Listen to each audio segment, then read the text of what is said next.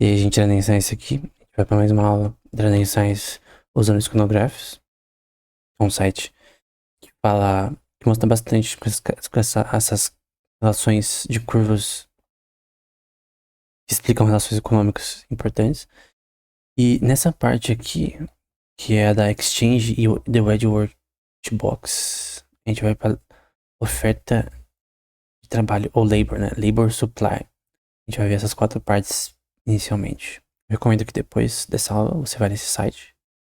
É só digitar Iconographs no Google e ver por você mesmo, né? Então, aqui a gente tem a Wage Budget Line. Budget é de orçamento, wage de salário. A linha de salários.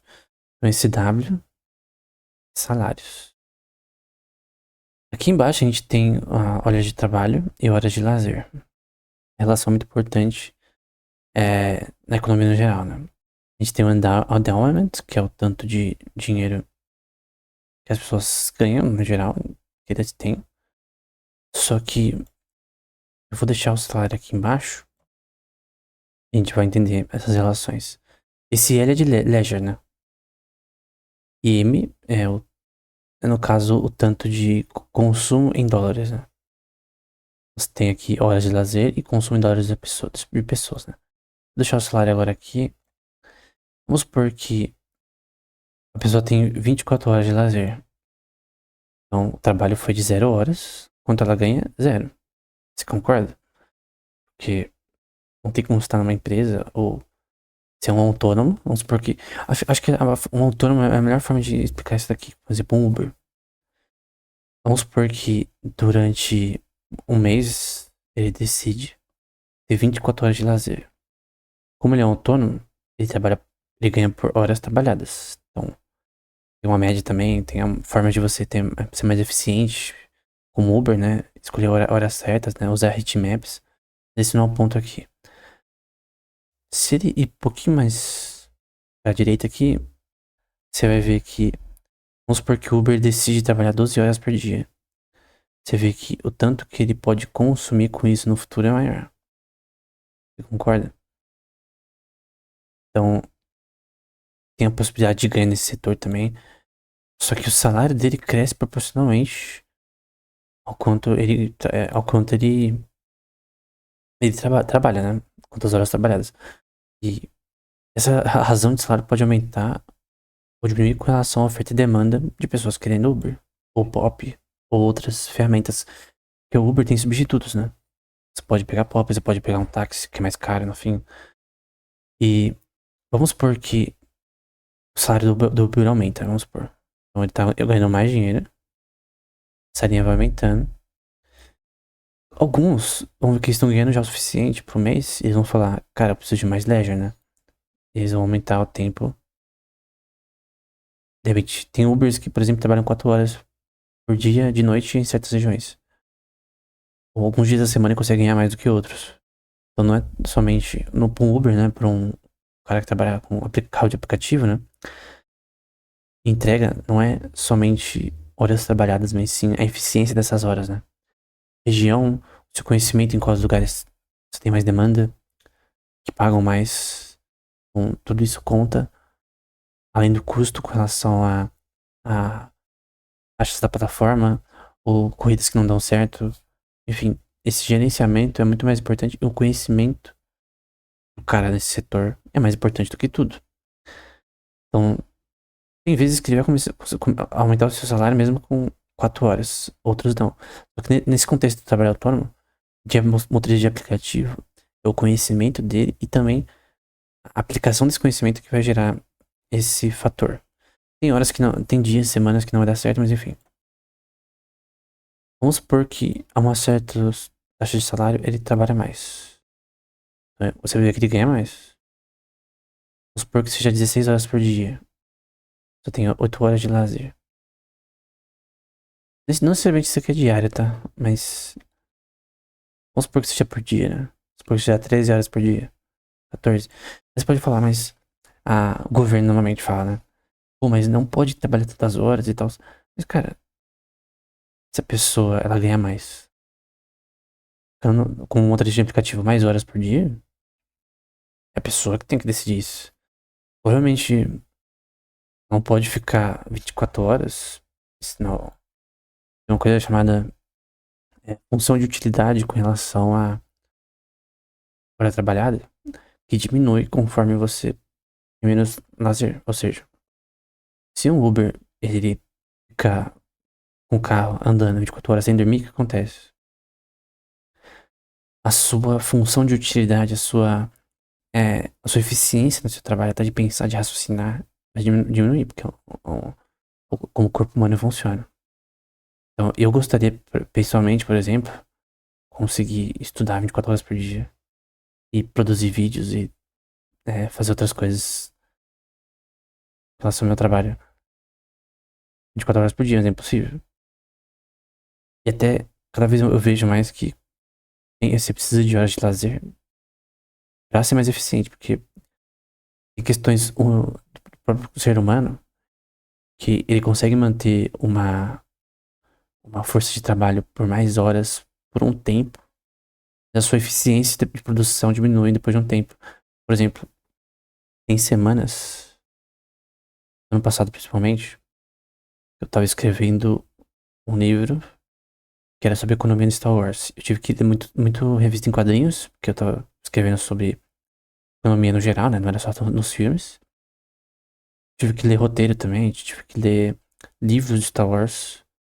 Principalmente no quadrinhos tinha hora que era, por incrível que pareça, o quadrinho é pior do que o livro e do que ver as séries, né? Porque também eu vi as séries de Star Wars pra escrever sobre economia com relação a isso.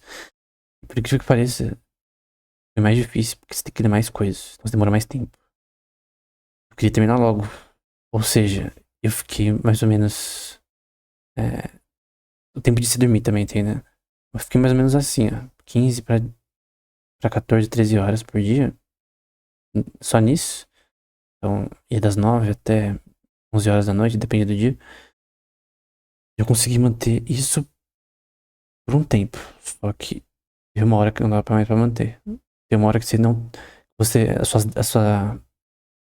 Minha taxa de escrever por minuto, por hora, diminuiu. Então, cada vez eu vejo que quanto mais. Você tem uma linha óptima, né? De um autônomo, né? Um autônomo é uma pessoa que ela decide o tempo de trabalho dela. Você tem uma linha óptima entre o descanso e o trabalho. Em que às vezes, cara, você vai ter que aumentar o tempo de trabalho pra você começar terminar o trabalho logo. Não tem livros que, por exemplo, eu quero terminar rápido. E eu tenho que ficar o dia inteiro escrevendo um livro. Lendo artigo, lendo livro. É mais difícil. E aí, no caso, alguns eu consigo, às vezes, por exemplo, recentemente eu tô fazendo mais outras coisas do que escrever. Então, é, em escrever é menos, mas obviamente, quanto mais eu produzo, mais meu ganho futuro é maior. Então, você tem uma relação entre eficiência e lazer e o tempo de trabalho. E você tem que gerenciar isso com relação a quanto você pretende ganhar. E quanto você de fato vai ganhar, né? Então, se eu tenho um prospecto maior, então pode ser que eu queira fazer esse prospecto ainda ser maior ainda. Porque quando o salário aumentou, quanto mais horas trabalhadas, mais você ganha. Quando aumentar ainda mais, eu trabalhando, por exemplo, vamos supor que você trabalha 8 horas por dia, vamos supor. A essa taxa salarial você ganha menos. Vamos supor que isso daqui suba um pouco. Aí você fala, pô, por hora trabalhada eu ganho mais. Então, eu vou trabalhar mais horas, fazer hora extra, vai ganhar mais. Obviamente não vai poder ser 24 horas. Porque se você não dormir, você morre depois de um tempo.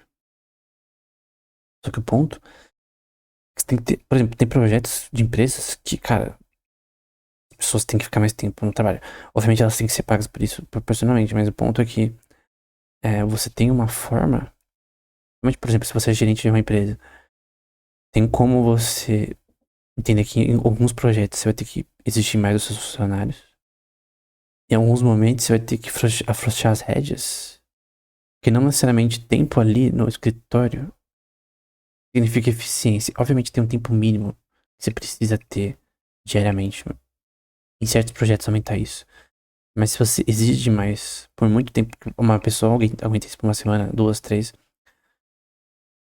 Só que se isso continuar por muito tempo, a eficiência dele diminui. Aí você tem essa questão de eficiência e horas trabalhadas por funcionário, né?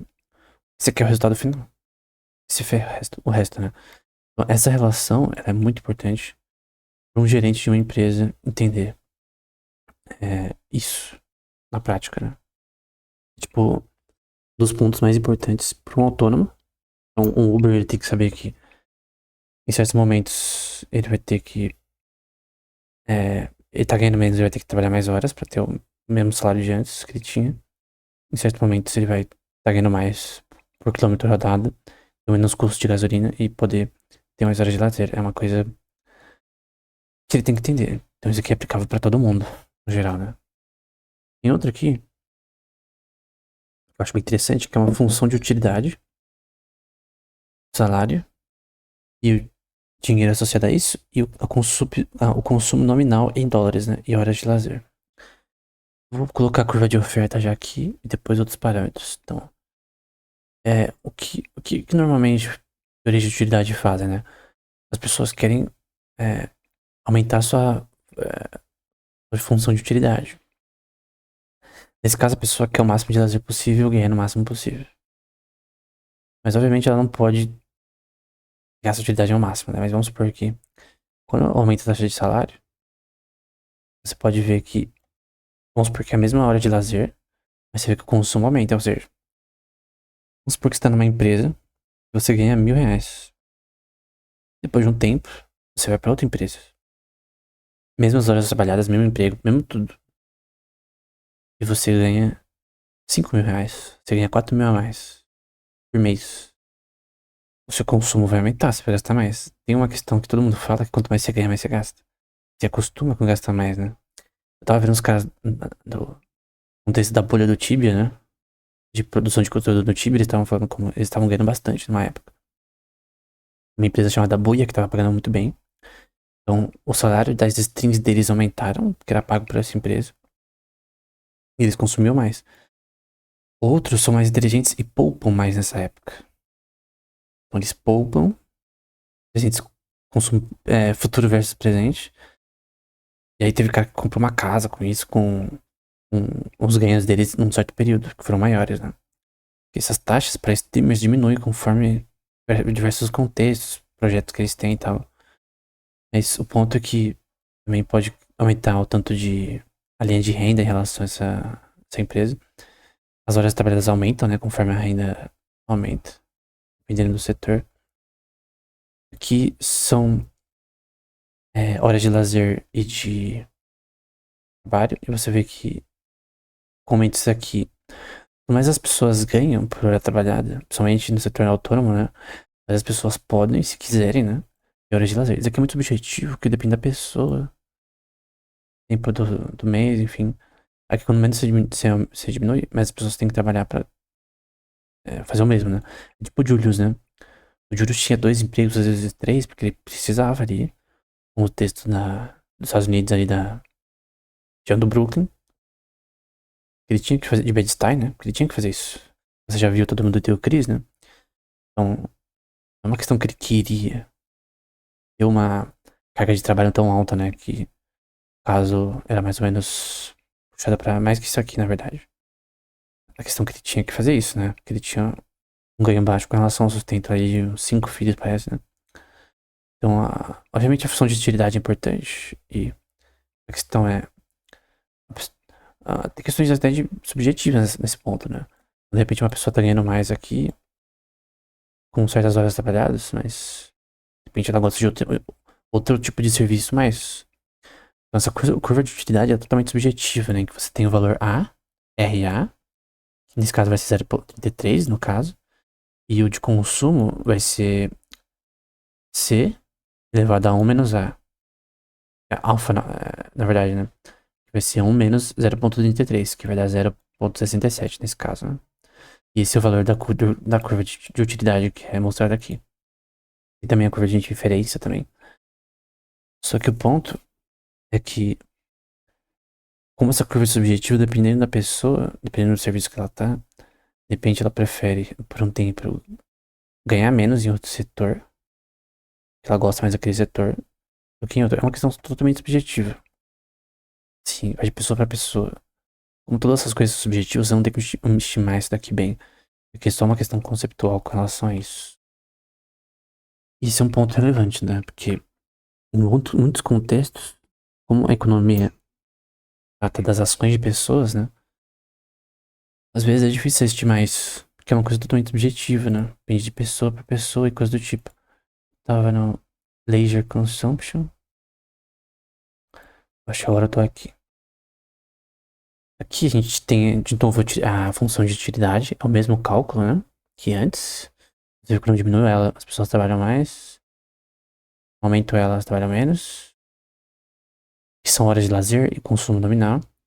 Você vê que a curva com relação a salário, quando é menor, as pessoas preferem não entrar nas empresas, o salário é muito baixo pro setor delas, principalmente ela tem uma faculdade, coisa do tipo, né? Experiência.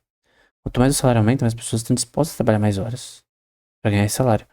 Às vezes, uma pessoa na área de tecnologia, ela de repente tem que levar trabalho pra casa, mas ela faz isso porque ela recebe muito bem. Às vezes a empresa, quando ela paga muito, ela se sente tendo direito também de cobrar mais tempo da pessoa, né? O problema é que é uma empresa que, por exemplo, faz os funcionários levar trabalho pra casa, né? Como eu conheço alguns que, no setor de tecnologia, né? Até tem um documentário sobre isso. É bem pesado, né? Às vezes os caras te ligam 8 horas da noite pra se resolver coisas de casa, no computador.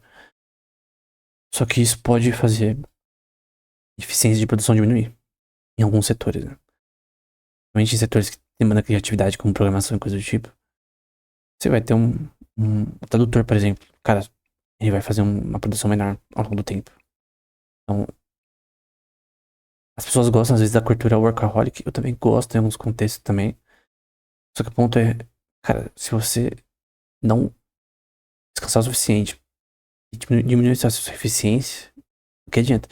Teve vezes que eu queria terminar um livro rápido e eu tentava puxar essa função aqui ao máximo, né? Então, obviamente, o trabalho suprido é maior, né? A hora de trabalho suprido. Só que o ponto é que, dependendo do que você tá fazendo, você não consegue manter isso por muito tempo. Se é uma pessoa autônoma, né? Então, um Uber, de repente, ele precisa de dinheiro rápido. Cara, ele vai ficar 1, 2, 3 semanas dando mais horas. E ele tem que calcular a questão de utilidade com relação a isso. Tem salário maior, né? Quanto ele pode gastar também é mais. Só que o ponto é, ele não consegue manter isso por muito tempo, sem problemas de saúde, coisa do tipo. Então, você tem que ter a relatividade entre horas trabalhadas, ganho, consumo e eficiência, principalmente no autônomo, porque o autônomo ele precisa de eficiência para produzir bem. Principalmente se for uma coisa artística, né? Livro, desenho. E se você produz menos, com menos qualidade, a um certo horário de trabalho, de tempo trabalhado, simplesmente está sendo ineficiente no fim. A questão qual é a eficiência? Quanto você consegue produzir com um sono monstruoso, né? E tem uma coisa do sono que ele é aditivo, né? Se você dorme mal por um tempo, é difícil recuperar depois. Então, isso afeta muito a produção. E nem sempre as empresas são. Assim, tem setores que talvez não sejam tão alterados para isso, em questões de trabalho braçal. Mas em trabalho, quanto mais o trabalho é criativo, ele necessita pensar, né? Tipo, um design da vida, coisa do tipo. Mas a eficiência da pessoa diminui. Porque uma empresa que é de fato eficiência, você tem menos eficiência, você tem menos resultados. Só uma questão de não ser burro, né? Na prática. Uma empresa que cobra acima do normal em relação a o lazer do próprio funcionário, ela, na verdade, está reduzindo a sua eficiência. É ruim para ela mesma, na verdade. Essa relação é muito importante, por isso que é tão importante a gente entender relações econômicas desse tipo, né? Aqui são horas de lazer e consumo real. Aqui a gente tem a nossa função de utilidade novamente. Salário. Essa relação em ganho real, em termos reais. Curva de diferença. E curva de oferta, né? E aí tem esse valor P, relação ao consumo, que vai ser M dividido por P aqui no caso.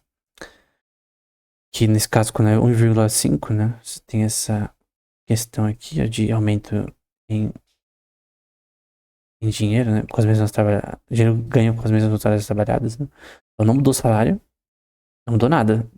A utilidade, a curva de utilidade é a mesma. Só que mudando o P, você vê esse crescimento com relação à sua renda. Então, uma empresa de repente tem uma promoção e se aumenta isso daqui, no geral, questões com relação ao consumo. No caso, vai ser ações da sua renda em comparação com esse termo. Mas, opa, eu acho que eu vou aumentar esse P. Então, eu posso aumentar o salário aqui, eu posso mudar minha curva de utilidade, que é a mesma coisa. Mas esse outro questão de orçamento também é relevante, né? Com relação ao consumo em si, poder de compra da pessoa, por exemplo. Então, de repente, vamos supor que seu poder de compra ele sobe. Então, você pode comprar mais com o mesmo salário. O salário não mudou. Tudo tá a mesma coisa. Mas se você tem um poder de compra maior do seu dinheiro, você consegue comprar mais. Então, quando o governo imprime dinheiro, faz reservas fracionárias, maturity mismatch, né, que você pega empréstimos de curto prazo e vender por longo com uma taxa de juros maior, basicamente tá abaixando o poder de compra. E no fim, reduzindo os salários. Na verdade, a coisa que mais reduz o salário das pessoas não é o número do salário. As pessoas acham que quando o número aumenta, quer dizer que elas podem gastar mais. Na verdade, é o poder de compra do país que aumenta, de fato, o salário. É aquela relação que a gente viu anteriormente de o quanto de dólares eu consigo pagar por queijo. Então, se o queijo agora tá custando 4 dólares ao invés de 1, tem um aumento. Se tivesse produtos que é calculado pelo CPI Index, né, que é o índice de preço de consumo, se isso aumenta, tô pagando mais por tudo. Se eu tô pagando mais por tudo, no fim, o salário tem um valor menor. Então, essa definição mais real de poder de compra. Se com o mesmo salário você compra menos, por causa de inflação e coisa do tipo, basicamente, você ganha é menor. Então, esse é o ponto nessa questão em relação à oferta de supply of labor, né? E questões de salário e poder de compra. Então, agora a gente vai para essa parte de cima, que é trading from endowment. E endowment tem a ver com coisas associadas a investimentos também. Bom, você tem a unidade de bens 1 e 2. E você tem a relação entre eles. Então, por exemplo, uma pessoa, ela transaciona 2 de um bem, do bem 1, em troca de 2 do bem 2, ou seja, tem uma paridade entre os dois igual. Então, por 2 laranjas, eu recebo 2 limonadas, né? Vamos supor. Ou por 2 dólares, eu recebo 2 euros. E assim sucessivamente. Quando eu mudo essa curva, você vê, por exemplo, quando eu mudo mais pra cá, e em questão de unidade do bem 1 pro 2, você vê que agora ela precisa de 9 do bem 1 para trocar por 8 do bem 2. Aqui eu vou mudar as coisas.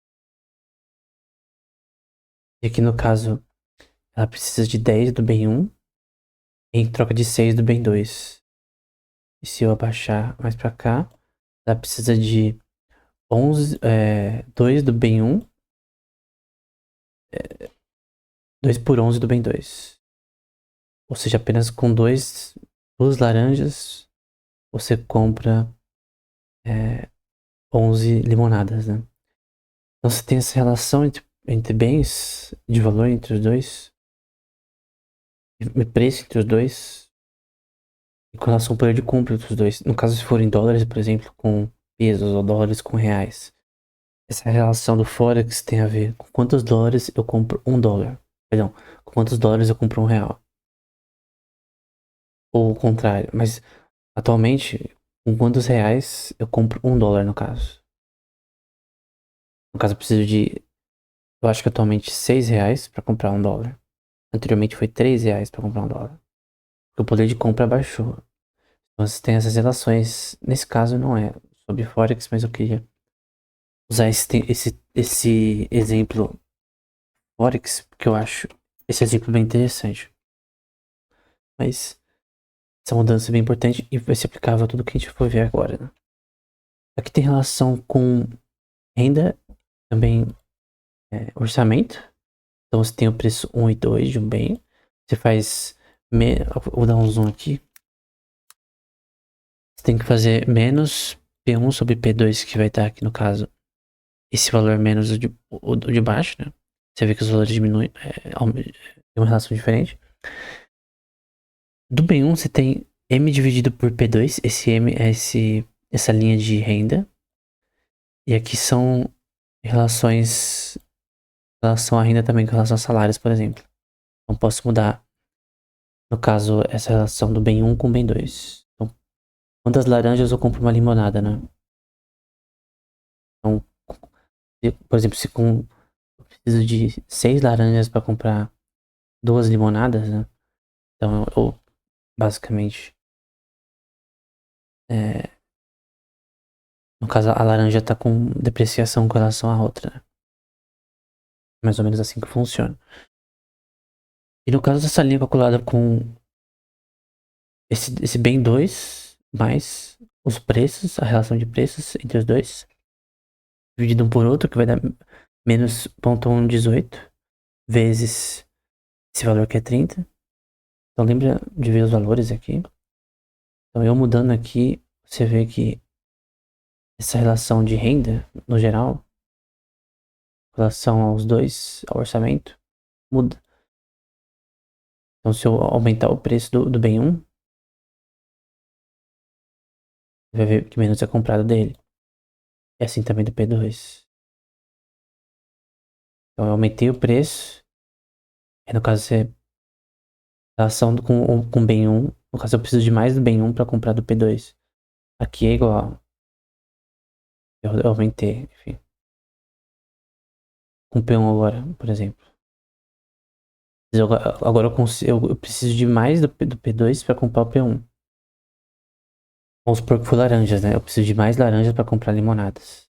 Nesse caso aqui, eu preciso de menos laranjas para comprar mais limonadas. Pode ser. Eu preciso de mais reais para comprar $1. Vamos supor que o P1 é o real. Então aqui eu preciso de menos reais para comprar $1 nesse caso aqui. Para comprar mais dólares. Esse é um ponto importante também. Aí eu queria ver uma questão aqui de curvas de oferta, que eu acho interessante. Então você tem a relação de preços novamente. A curva de oferta de indiferença, que é a relação a risco e o retorno. Com relação a essa questão, você tem o endowment, que é a questão de quantas pessoas vão gastar nesse contexto. Que aumenta aí o orçamento. E a questão de compra e venda de bens. Então quando eu aumento, não dá tudo igual, né? Você vê que tem equilíbrio. Vamos supor que o preço dos bens vamos supor que seja laranjas, né? Aumente. Então tem menos laranjas aqui agora. O preço aumentou, tem menos produção de laranjas, por exemplo. O valor delas tá aumentando. E no caso, a demanda por bens do bens 2 subiu. As pessoas compram mais do bem 2 do que do bem 1. E vamos supor que a gente tá falando sobre substituição, né? Vamos supor que pessoas gostam de comer caviar e picanha. Talvez, vamos pegar picanha pra uma carne mais barata, como fígado. Fígado é ruim pra caramba, mano. Vamos supor que na verdade, fígado eu acho que não funciona bem. Pensa numa carne cara, numa carne que as pessoas gostam, mas é barata. É uma carne comum. Vamos supor que a carne barata é o P1 e a carne cara é o P2. Vamos supor que o preço da carne cara aumenta. As pessoas vão falar, cara, picanha tá muito alta, eu vou comprar outra carne. Outra coisa pra fazer o churrasco, né? Então, elas vão comprar mais do bem 1, no caso a carne é mais barata. E vou comprar menos picanha. Quando o preço fica cada vez menor, tem uma relação que você consegue ainda ter uma escolha possível em que você busca ainda tem uma demanda alta por essa carne porque ela é uma questão elástica da demanda, né? Então o preço afeta quantas pessoas vão comprar, consumir. Então vai ter um churrasco, a picanha tá muito cara, as pessoas vão comprar menos picanha. Vai ter, mas menos. Ou nada. Vou pegar linguiça, frango. Aqui poderia ser N produtos e N produtos mais caros, né? Então, tem várias questões de inflação, questões de funções de produção, enfim. Tem várias questões que podem mudar isso aí. Mas você vê que quando tá tudo igual, ninguém compra ou vende mais do mesmo nesse contexto. Quando eu aumento o valor da picanha, por exemplo, pra ver que pessoas mais compram do bem um do que do bem 2. E quando é o contrário, vamos supor que a picanha baixou muito por algum motivo e o preço dos outros bens que eram substituíveis, né, que as pessoas compravam ao invés de picanha, aumenta. E no caso você vê que aumenta a compra de picanha. E tem relação da curva de budget também, né? Então se eu tiver mais grana pra comprar esse tipo de coisa, no fim eu vou comprar mais picanha aqui, mas tem essa relação de substituição também nesse contexto, né? Então, essa questão que a gente vê bastante, que a taxa de substituição marginal tem a ver com essa visão de bens eu substituir por outros, né? Obviamente eu gosto mais desse tipo de, de ketchup, né? Heinz, por exemplo. Só que se tiver muito caro, eu vou comprar mais barato. Eu gosto desse tipo de arroz, mas se tiver muito caro, eu vou comprar mais barato. Então, mesmo em produtos inelásticos, você tem uma elasticidade de escolha de substitutos. Então, se aquele produto que você gosta mais é muito caro, você compra mais baixo. Você tem uma elasticidade mesmo em produtos inelásticos, né? Você precisa comprar arroz, não importa o que, óleo de cozinha. Mas o ponto é, se azeite estiver muito caro, você compra óleo comum. Assim funciona. Essas são as curvas de oferta, né? Tem a demanda bruta. Isso também é muito interessante. Você vê aqui, por exemplo, embaixo, a demanda por um bem e o lucro de um bem. Pode ser da venda de picanha, por exemplo. E você tem preços. Tem o preço 1 e 2. Então, o mesmo esquema. O de baixo vai ser a picanha e o de cima vai ser os substitutos de picanha. Vamos supor que aqui o preço da picanha aumentou. Então, a demanda pelo bem 1 vai aumentar em relação ao bem 2. O bem 1 tá aqui em cima, que o bem 2 aqui é aqui embaixo, né? O bem 2 aqui em cima, né? Então, aqui embaixo é só do bem 1. Então, você vê que a demanda pelo bem 1 aumentou. Ou seja, das carnes mais baratas, frango, linguiça, enfim, em relação à picanha que aumentou. Tem essa equação também, que é 1 sobre 2, com esse valor que é 8. Nesse caso aqui, E2 vai ser igual a 8. Eu posso, o valor acho que não muda. Mais 15 dividido por 4, que é o preço do bem 2 dividido pelo bem 1. Nesse caso é 4, eu posso abaixar, aumentar. E você vê que aqui no caso o endowment é o quanto você tem para gastar, né? Eu posso aumentar isso aqui também. E aí, no caso, você pode ter uma demanda bruta maior por esses produtos. Obviamente, o lucro só aumenta quando você tem do bem 1, né? Quando você tem aumento do bem 1. Vamos supor que você não vende, tá vendendo dois picanha, você vende só os seus substitutos, né? Dá pra ver que quanto mais o preço aumenta, mais a demanda cai. Embora o lucro aumenta, né? Mas se você tem um lucro com baixa demanda, né? Não posso comprar um preço caro por um produto, mas ninguém compra, né? Não adianta. Então, você tem essa relação de substituição por produtos. Então, o bem tá muito caro, você simplesmente escolhe outro. É normal. É a forma que as pessoas pensam, né? Aqui a gente tem demanda líquida. Então, você tem uma função de utilidade aqui. Eu vou mostrar essas coisas aqui. Então, você tem... Eu vou diminuir um pouco.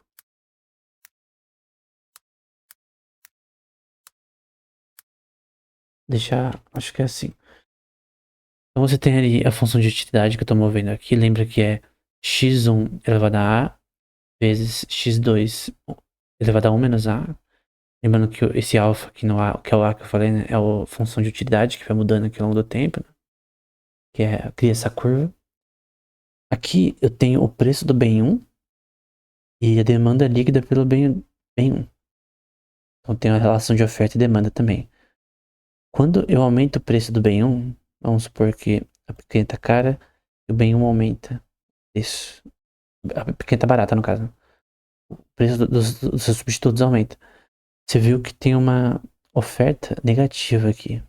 Ou seja, eu não tenho demanda o suficiente porque eu tô produzindo do bem 1. Isso vai fazer eu produzir menos. Aí vamos supor que eu vou pra baixo aqui. Agora tem equilíbrio. Agora, na verdade, eu tenho uma demanda pelo bem 1. Vamos supor que o bem 2 tá com preço maior. Eu vou trocar as coisas aqui. Vamos supor que o P1 é a picanha agora.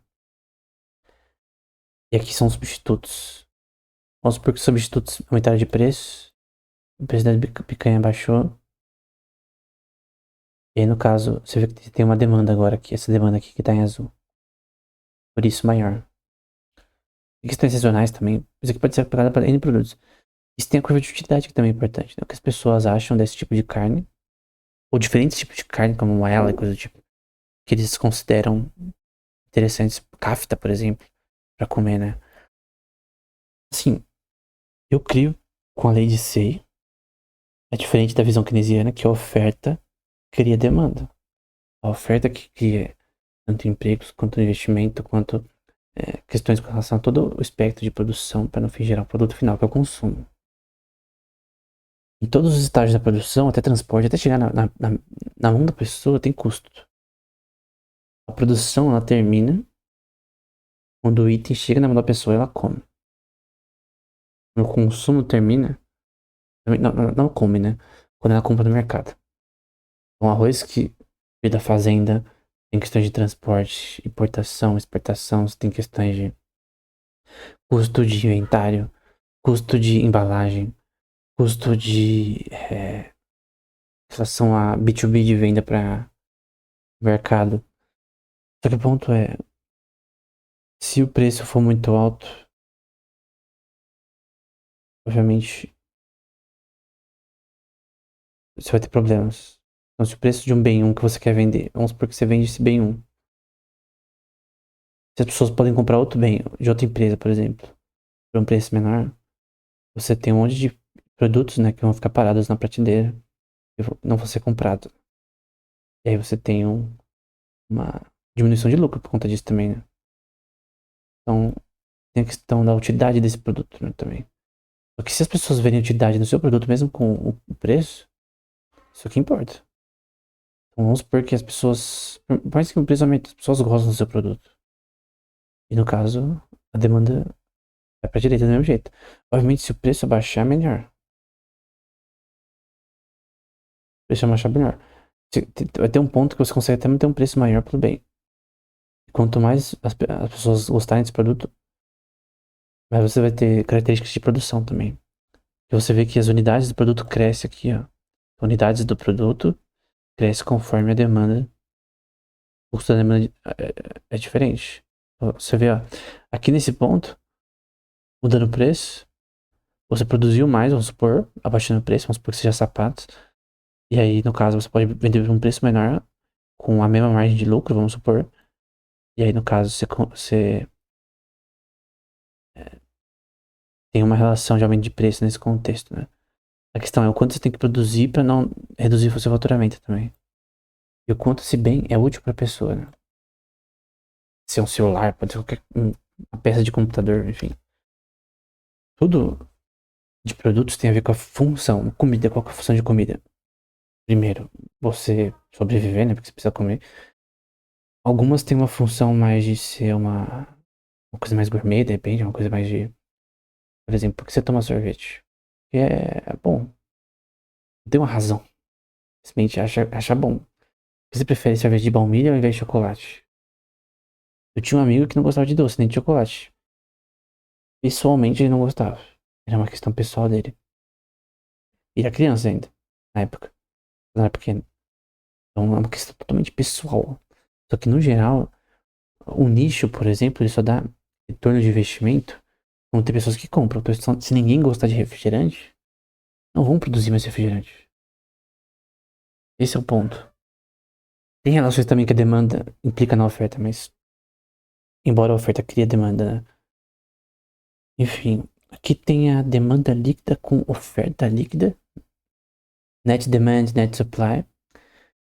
Então você tem aqui os preços, o bem 1 e o bem 2, mesmo esquema. Você tem a demanda pelo bem 1, somente bem 1 e preço. Então vamos supor que o preço aumenta. A oferta aqui tá, nesse caso, aumentando com relação ao bem 1. Net supply, na verdade.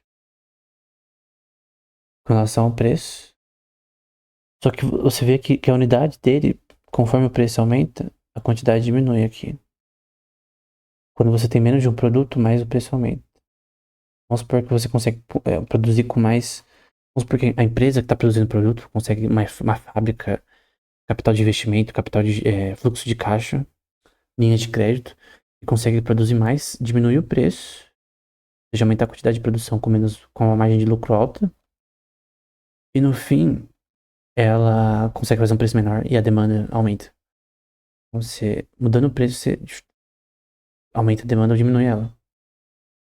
Pelo bem 2, se eu aumentar o preço do bem 2, a demanda pelo bem cresce mais ainda. Então você tem a demanda aumentando conforme o bem 2 aumenta. Aqui a gente quer ver, nesse caso vamos supor, que a demanda por chips da Intel seja... Nem a demanda, vamos supor que o preço dos chips da AMD cresce, vamos supor. Eu vendo chips da Intel, que é o P1. Então eu tenho uma loja de ciência da computação, que vende produtos para computadores, né? E aí eu só vendo de Intel. Vamos supor que eu tenho contato com a Intel, que eu só vendo com exclusividade de Intel. Vamos supor que o preço de tudo da AMD, placa de vídeo, aumenta tudo. O que acontece? A demanda pelo bem 1 da Intel aumenta. Vamos supor que os preços da Intel que eu vendo aumentem, só que agora os da AMD caem. Então você vê que cada vez mais a demanda diminui. Ao ponto que eu não tô mais vendendo. Eu tenho um monte de inventário, mas com a demanda zero. Quanto mais eu tenho de inventário sem demanda, mais eu tenho produto que vai ficar parado, esse inútil e no fim não vai ser vendido e vai gerar custo sem faturamento. Você aumenta seu custo por faturamento. Então o que eu quero realmente, tomara o da Intel, o da AMD suba. Eu vendo Intel. E obviamente você vê que o quantidades produzidas também tem uma relação aqui com o bem 2. Então, nesse contexto, né? É um contexto geral. Mas o ponto é que a substituição entre produtos afeta a sua demanda. Se no fim um produto ele se torna melhor do que outro, as pessoas vão ter uma demanda maior por aquele produto. O que é a demanda? A demanda, o que é a função principal da demanda? É o que as pessoas acham daquele produto, que elas pensam daquele produto de utilidade. Então, tipo, por que eu creio que as pessoas gostam de placas de vídeo da Nvidia? Porque são boas, ponto. Não é muito difícil entender o que significa demanda.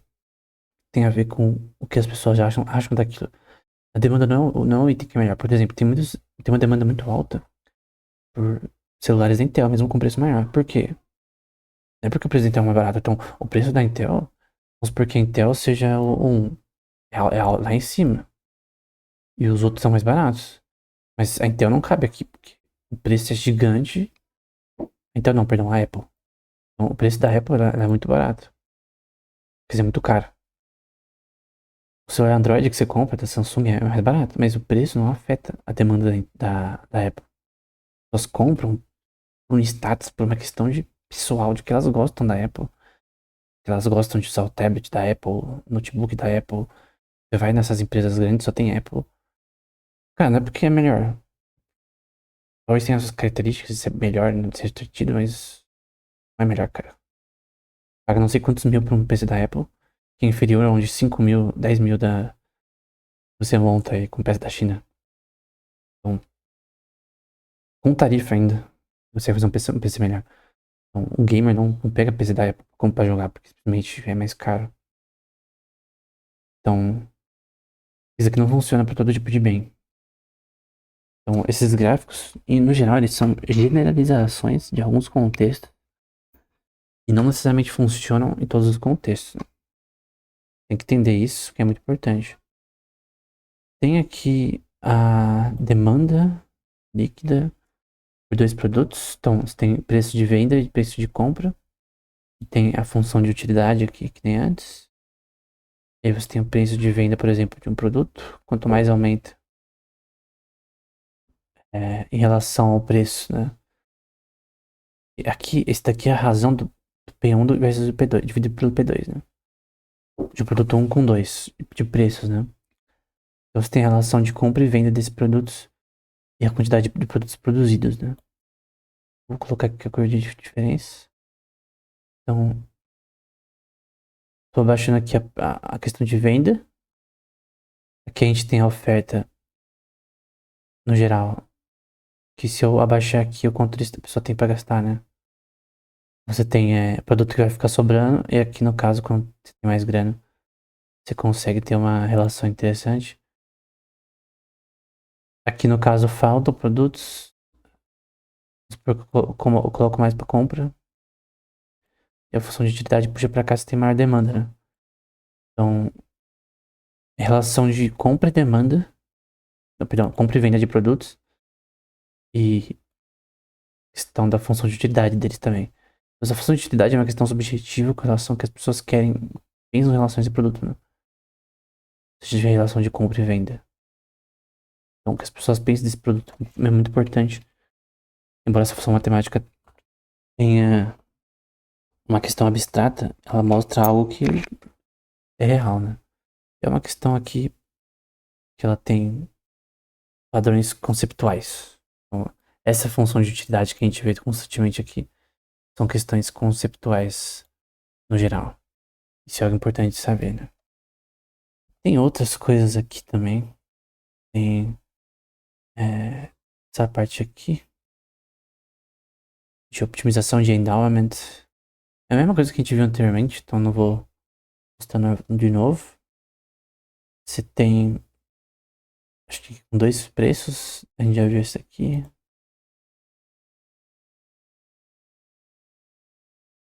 Tem esse daqui que tem a utilidade. Eu posso pegar do Kolbe Douglas, complementos, né? Produtos que se complementam, você vê que a equação muda, né? Aqui é a equação anterior que a gente viu. É o x1 elevado a a, x2 elevado a menos 1a. Lembrando que esse valor aqui que eu posso mudar, curva de utilidade. Tem de complementos, que é a minimização de x dividido por a e x dividido por menos a. Lembrando que esse a eu mudo constantemente. Você vê que a forma de medição é diferente. Eu vou mudar isso aqui. Aqui eu tô aumentando o quanto de dinheiro as pessoas podem gastar. De N produtos, de produtos 1 para 2. Eu vou aumentar também aqui para ter uma linha correta aqui. Então tem substitutos.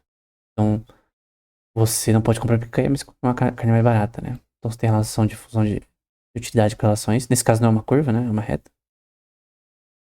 Nesse caso vai ser esse alfa, que é 0,46 vezes x, os bens 1, que é o x1, mais 1 menos a vezes x2.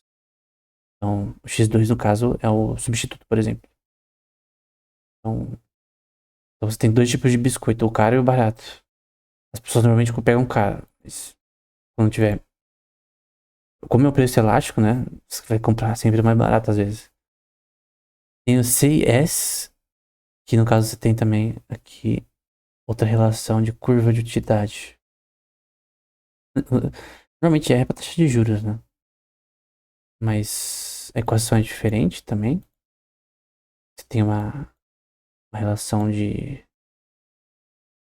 retorno de taxa de juros aqui. Você muda isso daqui em relação a isso, e a curva fica diferente, né? Então é interessante. Essa adição pode também mudar a linha com relação essa visão de bem, da relação dos bens. Quanto de bens do um você compra o dois. Quantas lanas você precisa comprar pra comprar uma limonada, no caso. Quantos dólares você precisa pra comprar um euro. E assim sucessivamente. E tem o quase linear também. Que é com logaritmo. Aí você vê que essa curva tem um shape diferente quando você adiciona um logaritmo. Eu acho que semelhante a essa do Cobb Douglas, né? Dos substitutos. Na verdade, é dos substitutos com logaritmo, né? Então, essa aqui é tradicional, que é uma reta, né? E é quase linear. Você tem um logaritmo aí com relação a os bens 1. Então é interessante. Pode abaixar essa curva também. Enfim. São funções de utilidade. Isso é útil? Cara, eu, eu acho interessante, eu curto, mas não necessariamente mostram uma relação que pode ser interpretada em todos os contextos de forma correta. Essas curvas normalmente de utilidade, elas têm uma função explicativa, na minha opinião. Essa é a minha visão.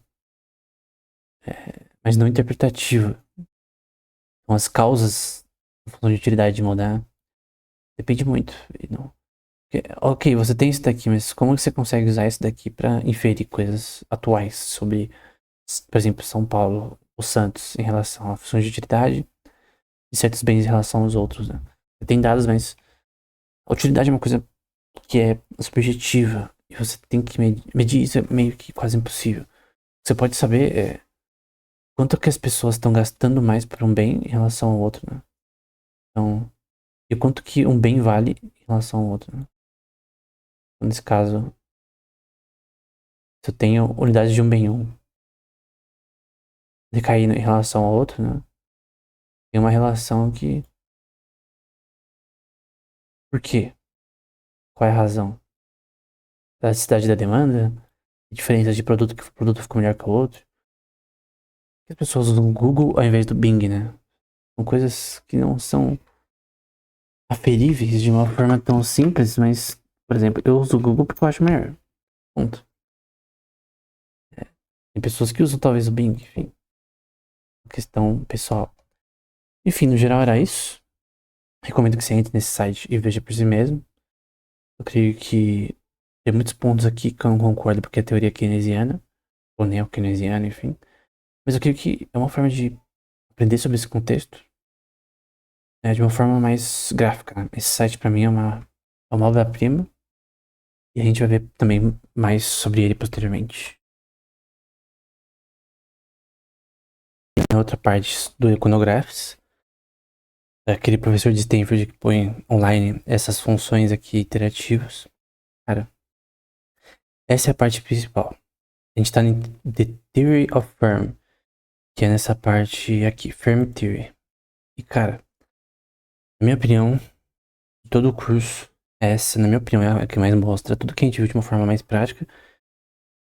Não necessariamente eu concordo com tudo, mas eu creio que é uma coisa interativa para ver como funcionam as coisas, bem interessante.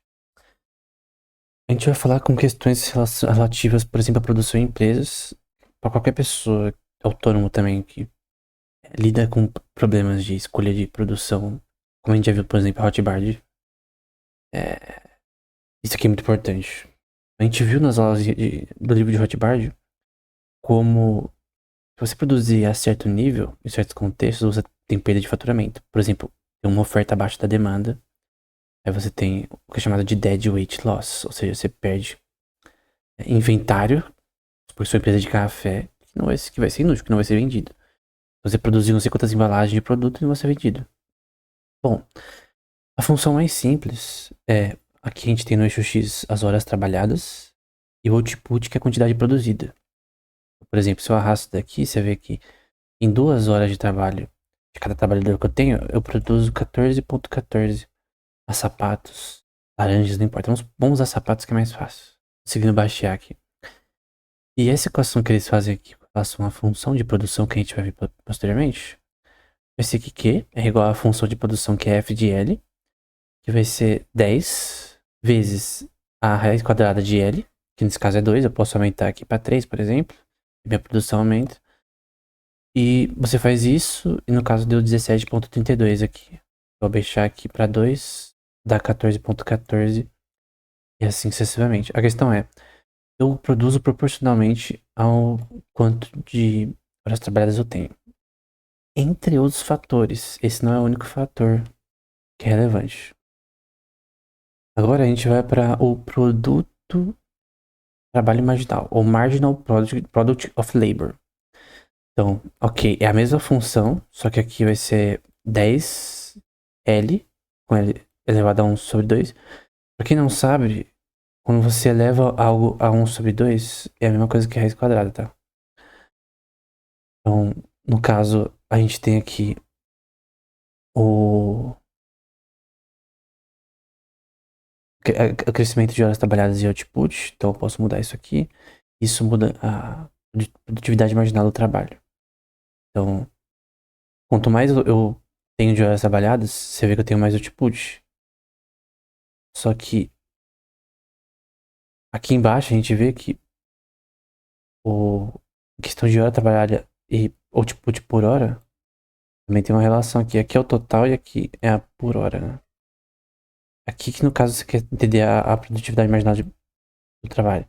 Só que o ponto é, em que ponto de horas trabalhadas e o output que você produz, você tem eficiência de produção sem você produzir mais que a oferta e demanda e sem ter uma ineficiência dos seus funcionários ou é, do que pode produzir ineficiência, no caso, por exemplo, uma indústria com apenas sistemas robóticos de produção pode ir sem parar, só vai precisar dos operadores ali para gerenciar as máquinas.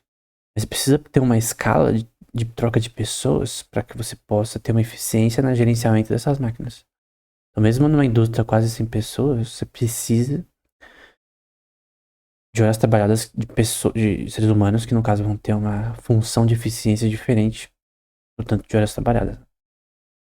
Aí você tem que o produto marginal do trabalho vai ser, no caso, nesse caso aqui, 5L de trabalho, menos 1 sobre 2, que é a mesma equação que a gente viu anteriormente. No fim, isso daqui vai dar 0,59, com o valor 71, né? Se eu aumentar aqui, dá pra ver que a produtividade marginal do trabalho diminui. Dá pra ver que ela vai de 1 até 0,42 nesse caso.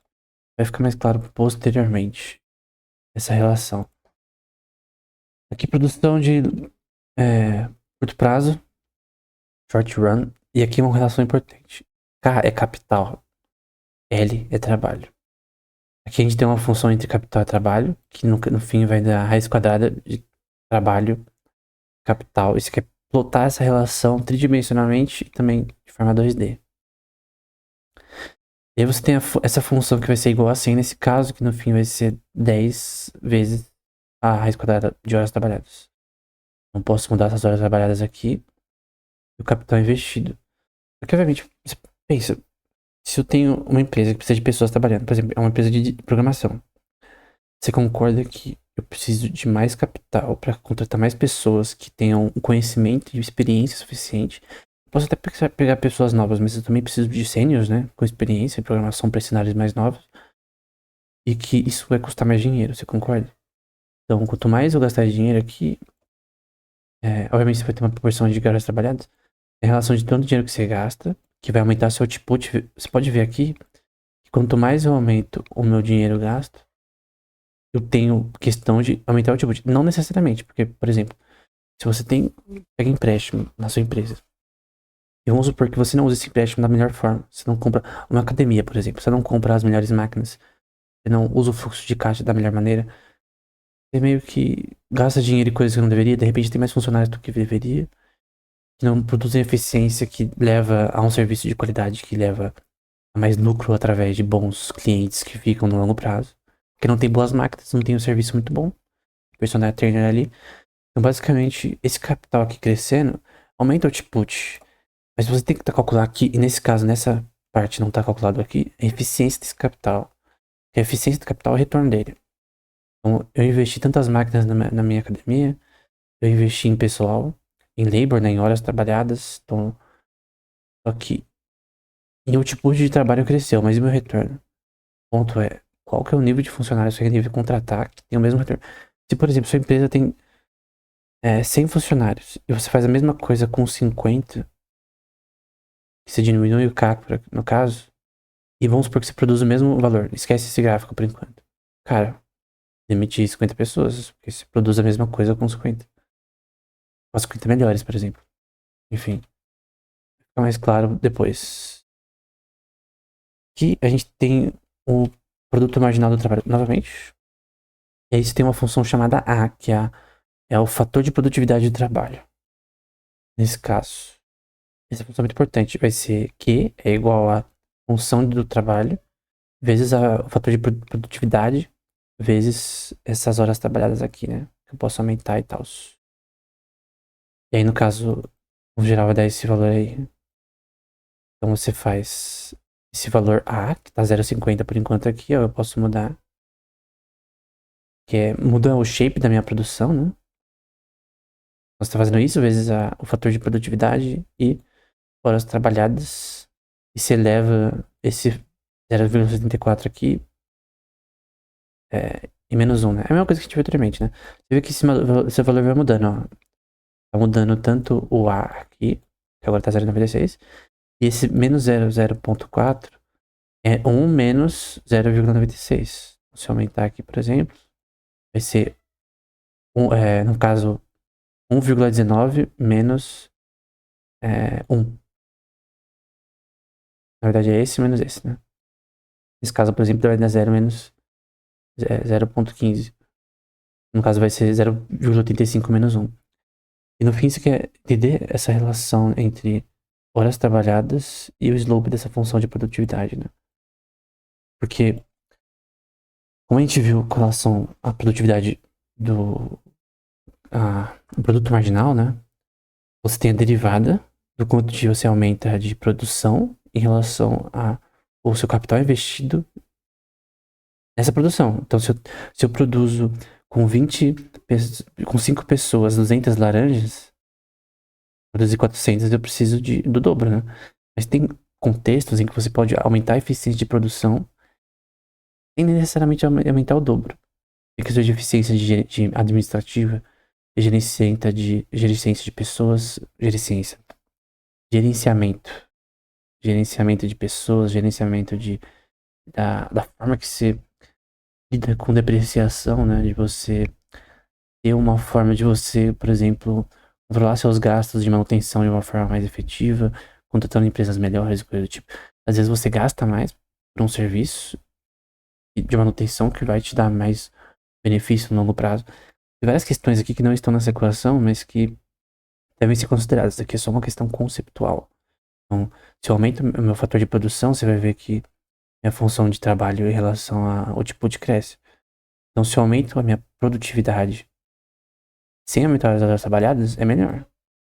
Então, uma empresa ela sempre quer abaixar seu custo e a sua produtividade com o mesmo tempo. Tem empresas que fazem isso daqui, ó. Elas aumentam as horas trabalhadas. Mas não necessariamente se aumenta o output tanto quanto poderia. Porque minha produtividade marginal fica baixa. Então, você vê que, né, quando eu pego as loops dessa função mais para a direita, a produtividade fica mais baixa. Então, o ponto é, como que eu posso ter uma produtividade alta com as mesmas horas trabalhadas, né? Então, é óbvio que se eu aumentar as horas trabalhadas, eu aumento o output. Mas como com a mesma? Vamos supor que só pode manter esses funcionários por um período de tempo. Como que eu posso aumentar a produção deles sem... talvez com mais capital, talvez investindo em máquina, investindo em mais salários. Pode ter N fatores que podem fazer isso acontecer. Isso é uma questão conceptual que você tem que entender para depois aplicar na prática, né? Então essa é as mudanças de produto marginal. Acho que a gente tá nesse agora. Esse daqui é o aumento com relação a quantidade de horas de trabalho e capital. Então, quando eu aumento o capital investido, eu posso aumentar a quantidade produzida também. Porque tem questões de eficiência. De repente você tá pondo mais dinheiro na empresa e não tá dando retorno. Qualquer retorno de investimento. Não necessariamente isso daqui mostra uma relação que funciona sempre. Então, realmente quando eu aumento contratar mais pessoas, por exemplo, mais máquinas que tem um custo, obviamente preciso de capital inicial, né? Se eu não invisto nenhum capital em certos setores, eu vou ter problemas com relação ao quanto eu posso gerar de output. Aí você vê que o output na linha Y cresce em proporcional à quantidade de trabalho e capital, embora a eficiência de trabalho e a eficiência do capital investido são mais importantes que esses números. Essa eficiência pode vir de N fatores. Um CEO, um gerente ruim, um general manager ruim, ele pode ter mais capital e mais horas de trabalho na empresa, mais pessoas trabalhando, mais fatores de produção, produzir menos. Então, vamos supor que ele tem 10 produtos horríveis, ele tem bastante dinheiro agora pra investir em jogos, por exemplo. Vamos supor que a Activision da vida, ela errou com, por exemplo, na minha opinião, com Advanced Warfare, que foi um jogo que era mais futurista e as pessoas não queriam jogos futuristas. Eles não entenderam quando eles lançaram o trailer do jogo que as pessoas não queriam jogos futuristas. Aí eles fizeram um esquema lá que você ganhava o Modern Warfare 1 remasterizado pra agradar os consumidores, mas, cara, eu até falava com amigos na época, tipo, mano, eu vou comprar um jogo de R$ 300 e você me dá nem o remake, né? O Modern Warfare 1 remasterizado por um jogo que ninguém queria. O Advanced Warfare pode até ser bom, mas ninguém queria. E o ponto principal é qual que é a demanda. As pessoas não gostaram do jogo. Então, é que nem o Assassin's Shadows que vai lançar do Japão lá. Cara, ninguém quer esse jogo. Por razões simples, que nem vou citar aqui. A gente vai pra uma coisa chamada isoquants, que a gente vai ver como alguns detalhes. Que é basicamente.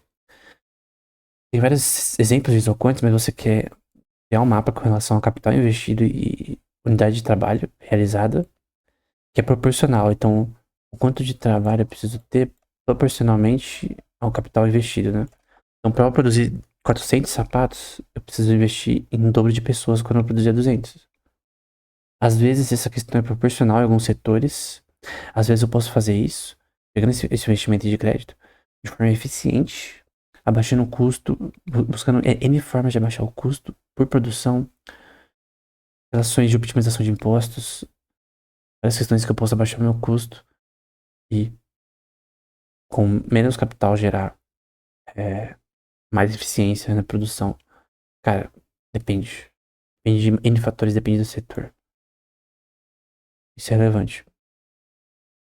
Tem um Marginal Rate of Technical Substitution, que, no caso, a gente vê o isocont aqui, e essa margem tem a ver com a relação de... Acho que esse daqui eu tenho que até pegar a definição aqui.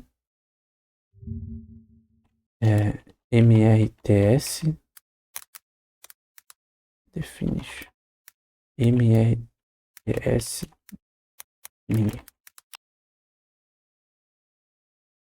Então, é basicamente descreve a taxa em que um fator abaixa mantendo o mesmo nível de eficiência, né? Então, você tira um fator de produção e mantém a mesma eficiência de produção. Então, eu tinha 5 máquinas, eu dispenso todas elas na indústria química, por exemplo, e eu compro uma que é melhor, uma só que é melhor e produz mais que as 5. É um exemplo. E uma taxa de produção maior e com menos custo, vamos supor. Então você tem a relação de gastos em relação ao capital e trabalho e capital, se aumenta para a produção aumentar, e a quantidade de horas trabalhadas e investimento em força de trabalho, seja em máquinas ou pessoas, né? E você tem essa taxa que muda conforme a eficiência nesse contexto, né? Quanto de trabalho eu preciso com relação ao meu capital. Então, se eu manter essa eficiência aqui e aumentar a quantidade, interessante. Aqui ela tá bem alta. Nesse caso aqui ela tá bem baixa. Então, em que momento eu aumentar minha quantidade de produção em relação ao capital investido e força de trabalho, tem problemas. E tem a questão de retornos decrescentes, que a gente viu com o Hotbar, com relação a se aumentar a quantidade de produção. Então, se você produzir menos que a demanda, tudo isso daqui é inútil. Porque no fim você não vai vender. Então, pode ter tudo isso daqui bem, a empresa indo bem, só que produzir mais do que deveria, o preço naturalmente abaixo, e você não tem demanda para venda do produto, e você abaixa mais ainda para vender mais, elástico. Então, o ponto é, você não pode produzir num certo nível. Por causa de retornos decrescentes com relação a isso. Como a gente já viu anteriormente. E a função de Kolbe-Douglas, para explicar isso daqui, eu vou ter que vir aqui num PDF. Pelo Alan Cottrell. Ele vai falar como funciona essa equação. Então, basicamente, tem o Y, que é o que foi produzido no geral. O A é o total de fatores de produção que a gente já viu. K é o capital investido e N é a força de trabalho. No caso, tá sendo usado L ali. E no caso, você tem essa mesma equação de antes, que é o alfa. Então, é a mesma equação de antes. E no caso, você tem que ter questões com o produto marginal, retornos diminuintes com relação a isso. No fim, isso que se calcular na prática.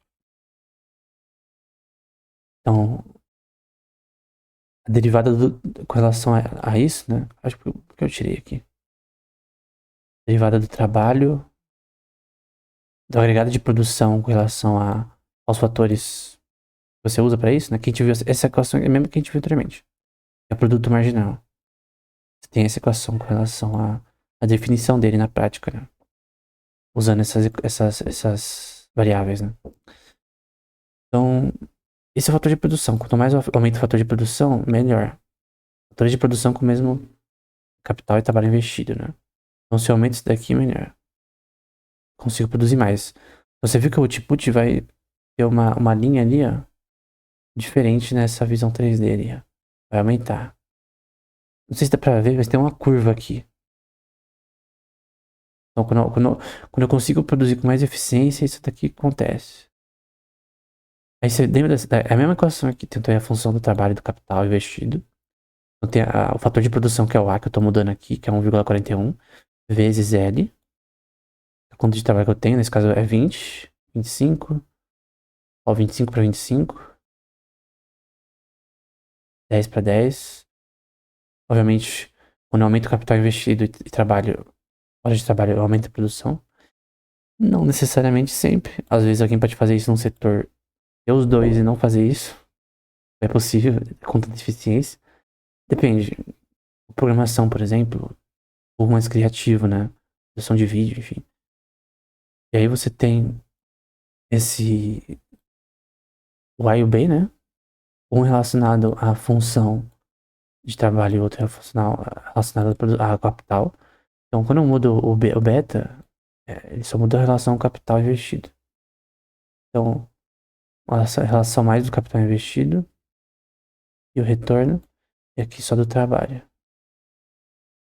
E o output, né? Então, aumentando os dois, eu tenho um output maior, né? Só que também eu tenho uma questão de eu produzir um certo nível, que não tá incluído nessa equação aqui, eu posso ter um prejuízo, que é o dead weight loss, né? Então eu produzo, sei lá, 1 tonelada ou 30 toneladas de café a mais do que minha demanda, por exportação e coisa do tipo, e no fim você fica no prejuízo. Então, mas isso daqui não é sobre isso, é entender como a relação entre o produto marginal funciona. Isso aqui é basicamente o produto marginal na equação deles, do Cobb-Douglas, né? Mas eu creio que o Rothbard ele não vê dessa forma. Eu creio que essa equação, pessoalmente, minha opinião pessoal, né? Ela é boa, só que ela não infere questões de eficiência de capital e trabalho. São muito diferentes de empresa para empresa e subjetivas, cara, de você calcular. Realmente não tem como calcular. Mesma equação, não mudou nada. Só que aqui eu tenho o isoquântico com relação ao função de trabalho e capital. Eu posso aumentar a quantidade aqui, ó, de trabalho por capital investido. Então eu tô aumentando meu produto marginal aqui. Então capital investido em relação ao trabalho. Obviamente o que você quer é eficiência de produção, reduzir custos, né? Não tá incluído aqui. Tem que ter eficiência. Então, em relação de eficiência você vê aqui no caso, né? Eu tô aumentando o alfa que tem relação com o trabalho em si. E o beta que tem relação com o capital investido. Então você vê que quando eu abaixo o beta, esse isocante aumenta. Fatores de produção, que é o fator mais importante de eficiência de produção. Nesse caso aqui, quando eu tenho maior, esse número aqui, né? Eu tô aumentando esses dois, né? Tanto. É o fator de produção, eu tô aumentando os fatores de produção. O ponto é que quanto mais eu cresço isso daqui, quanto mais eu cresço os dois, eu tenho chance de dead weight loss, eu tenho chance de produzir mais do que minha demanda. E aí vai dar merda. Então, uma empresa não produz só em parar que nem idiota. É um retorno diminuinte com relação à quantidade produzida. Isso tem que ser calculado. Toda empresa tem que fazer isso, toda empresa com relação a. Até setor como programação, cara, tem que fazer isso. Produção de vídeo, de design. Porque, pensa, se não tiver uma demanda por esses designs, uma questão temporal, e a empresa, como por exemplo, de concept art para games, por exemplo, fazer design de personagem, de ambiente, cara, se você não tem uma demanda para isso, basicamente sua empresa vai falir, porque você tá tendo um gasto com pessoal e coisa do tipo que não tá dando retorno. Esse é o executante do Leontief. Tenho aqui a explicação dele também, do próprio site. Então, você tem uma função, por exemplo, de que você tem questão de produto marginal, é a função de trabalho e capital investido. Então, com 2 áreas de trabalho, se o capital for maior que esse tanto de trabalho, e no caso, o capital K, se K for menor que 2L. Em um daqui a gente tem uma relação que o capital investido é maior que a quantidade de trabalho.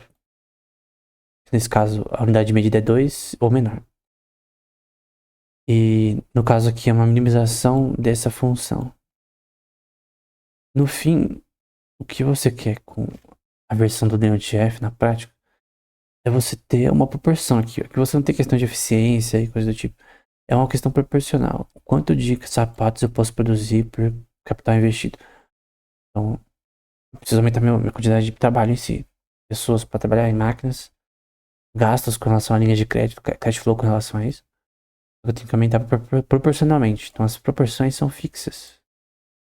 Então, você tem aqui 2L, K é igual a 2L, K é menor que 2L, que é o tipo de trabalho. K é maior que 2L. Você tem esse isocante em relação a isso. Então, aqui é a quantidade, por exemplo, menor de trabalho com relação ao capital investido. E aqui o capital é maior do que o trabalho investido em relação a ele. Aqui é menor. E você vê que tá mais para baixo, né? Aqui é igual. É a linha aqui de equilíbrio, né? Nesse contexto, nessa linha aqui pontilhada. Aqui o capital maior em cima, né, no caso. Enfim. É o de Leontief. E eu tenho aqui também a produção linear. São 3 formas de ver, né? Essa aqui é simplesmente linear, né? Com Q igual a 10, por exemplo. Eu preciso de 5 horas trabalhadas para por 2 ponto alguma coisa unidade de capital. Aí cresce proporcionalmente. Você vê aqui também tridimensionalmente. É a mesma coisa, tá? Aqui tá 2D, aqui 3D. Então, você vê que a quantidade produzida aumenta enquanto eu aumento os dois, que é o meu produto marginal. Meu produto marginal tá crescendo e é a quantidade é, de quantidade produzida por trabalho investido, que no caso tem uma relação com capital, obviamente. Porque para eu ter mais pessoas e máquinas para fazer mais sapatos, eu preciso de mais capital. A não ser que você obrigue as pessoas a fazer isso de graça, né? Eu já vi alguns vídeos de Pesadelo na Cozinha da versão dos Estados Unidos. O pai ali tem uns 5 filhos e fazer os filhos trabalhar de graça no restaurante. Não poderia, né? Agora a gente vai ver o CES, que é o Constant Elasticity of Substitution, ou substituição de. Não, elasticidade constante de substituição. Então você tem aqui a quantidade de output, vai ser a produtividade, que na equação anterior a gente viu que era A, é que eles colocaram F, né? Mas não, é a letra A que a gente viu anteriormente. Vezes alfa, aqui entre parênteses, a gente já viu anteriormente, aí tem o capital mais um menos A vezes o output de trabalho, né? E esse sigma é elasticidade com relação à substituição. Ou seja, eu quero picanha ao invés de carnes derivadas. São menores, inferiores, né? Dependendo do preço da picanha, tem uma elasticidade com relação à substituição entre um e outro diferente. E aí, no caso, você tem essa isoquant que tem isso, né? Então, a função de trabalho ela vai ser nesse caso aqui 1/2 vezes L. Aqui você tem o π, o rho, na verdade, que é o nome desse. Em grego, essa letra que parece um P, ela tem a função de R, né? Então, consegui pensar numa palavra assim de cor. Teologia a gente aprende muito de grego, né? Eu não lembro de uma palavra de cor com essa termo, né? É, democracia tem. Democracia, no caso, né? Não me engano. Tô tentando pensar de cor assim, visualizar isso, mas enfim. Então você tem a função 1/2 vezes a quantidade de trabalho elevado a esse valor e 1/2 vezes a quantidade de capital. É só uma relação que tem de entender curva de elasticidade nesse contexto. E se faz isso elevado a 1 sobre esse mesmo valor. Nesse caso, é só você substituir essa letrinha que parece um P com o valor que está aqui em cima. E quando eu aumento isso, você vê que tem uma paridade igual aqui com relação a capital e trabalho investido e que uma relação mais contrária a isso, né? Aqui você tem uma reta, por exemplo. Uma reta aqui.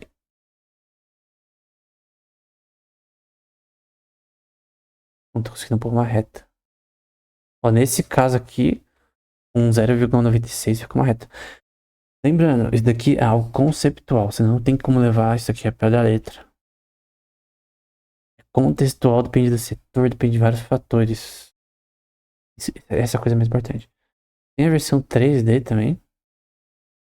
É a mesma equação, não mudou nada. Aqui é a versão 3D.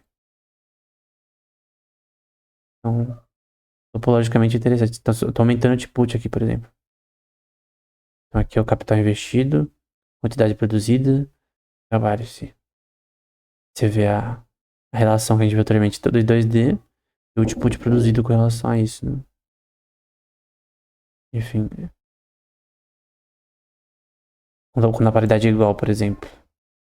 Essa é a relação proporcional de crescimento de output com relação ao produto marginal. Que eu não vou explicar de novo, porque eu expliquei tantas vezes o que é o produto marginal, você já tem que saber. Nesse momento, você já tem que saber o que é produto marginal de cor de cabeça. Da equação.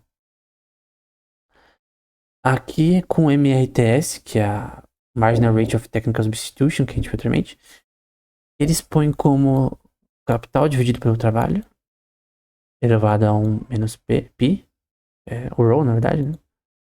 E aí eu vou mudar esse valor.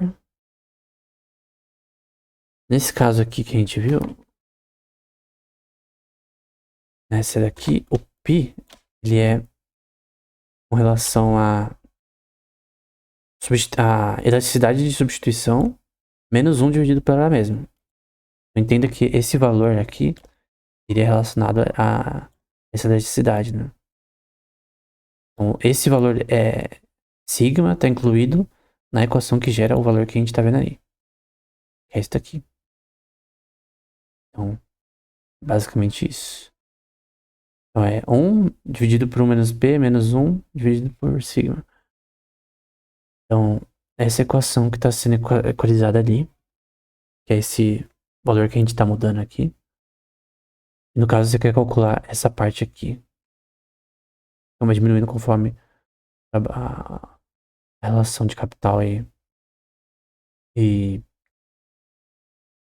trabalho por horas aumenta. Aqui ele tá reduzindo e aqui aumentando, no caso. Essa taxa de substituição técnica. Que, de novo, essas questões são todas keynesianas, mas eu creio que isso é importante de aprender também. Então, por mais que não bate com o que a gente viu anteriormente, gente tem que interpretar cada uma coisa. Pegar o que é bom e tirar o que não é tão bom, né? Aqui é a função de produção com um input. Então você tem um fator de produtividade. Que é o parâmetro que a gente faz elevado aqui. Significa share parameter, né? Parâmetro de... Eu não sei como traduzir share parameter. Mas no caso você faz fator de produção somente vezes as horas trabalhadas. E você tenta entender o output com isso, né? Então é claro que quando aumenta as horas trabalhadas, você aumenta o output. Fator de produção. Mas aqui quando você já aumenta as unidades de fatores em si, você já aumenta com as mesmas horas em si. Então eu compro uma máquina mais eficiente, por exemplo. Então, a eficiência da outra máquina, ou de várias máquinas é essa. Uma indústria química, enfim, da fazenda. E a colheita, enfim, agora é essa. Eu consigo produzir as coisas com menos custo, mais eficiência e menos tempo. Então, esse fator é muito importante.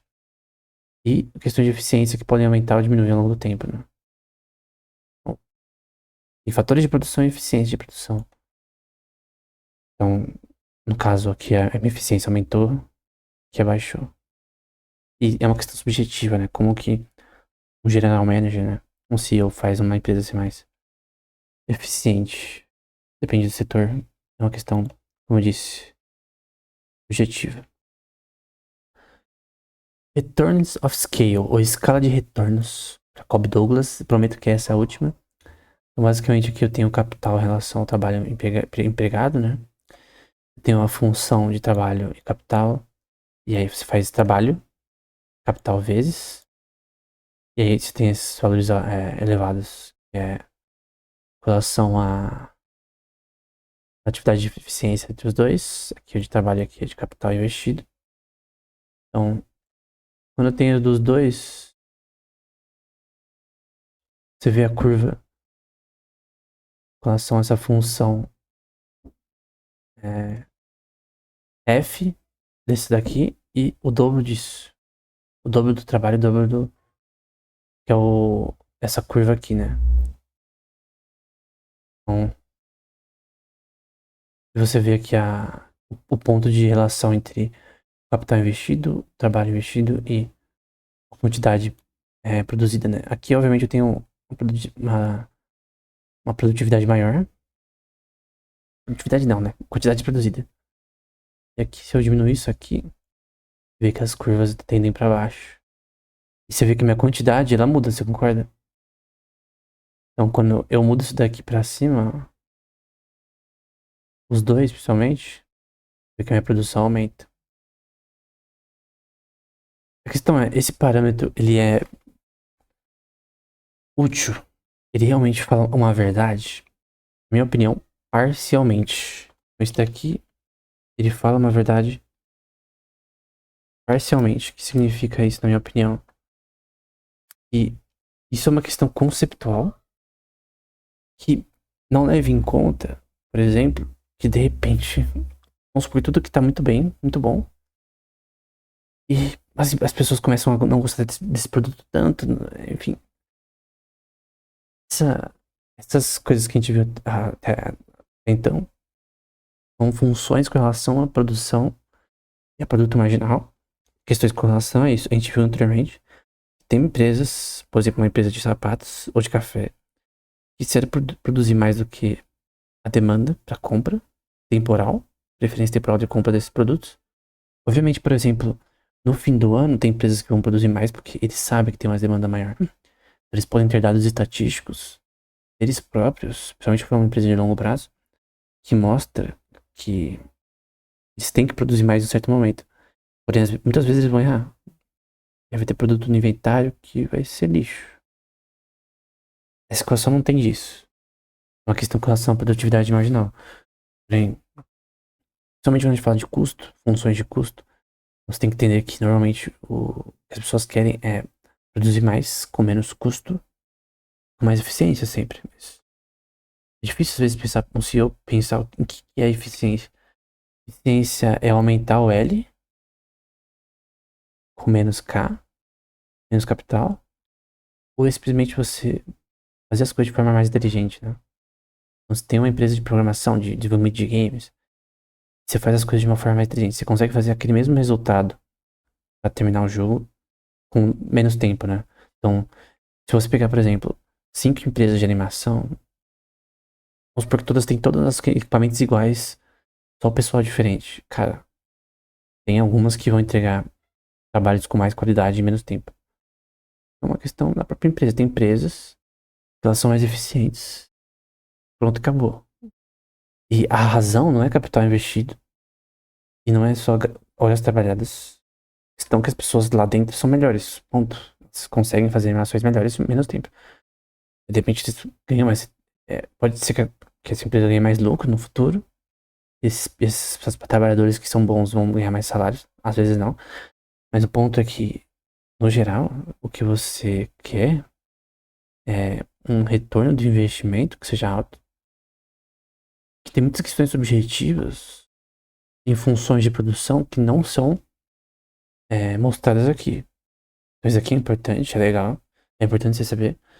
Porém, tem várias questões que não entram nessa prática. Por isso que qualquer pessoa que no futuro vai ter uma empresa ou que é autônomo pode se beneficiar do que a gente viu nessa aula. Então era isso. Até o próximo episódio.